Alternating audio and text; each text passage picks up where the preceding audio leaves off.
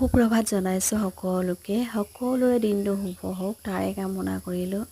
ৰাতিপুৱা এটা সুন্দৰ পৰিৱেশ আপোনালোকৰ মাজলৈ আনিছোঁ। চাওকচোন ইমান ধুনীয়া চাৰিওফালে গছ-গছনি সেউজীয়া পৰিৱেশ, কি যে এটা সুন্দৰ ভাল লগা পৰিৱেশ। এই পৰিৱেশটো যে মোৰ বহুত বেছি ভাল লাগে। গাঁৱৰ এই পৰিৱেশটো একেবাৰে মন কাণ ভাল লাগি যায় ৰাতিপুৱাই শুই উঠি দেখিলে।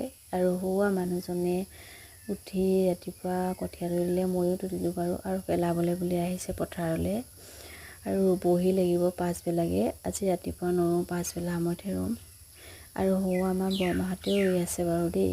সোনকালে আহিলে চাগে তাহাঁতে ৰুবলৈ, আমি ৰুমহি আৰু পাছবেলাগে।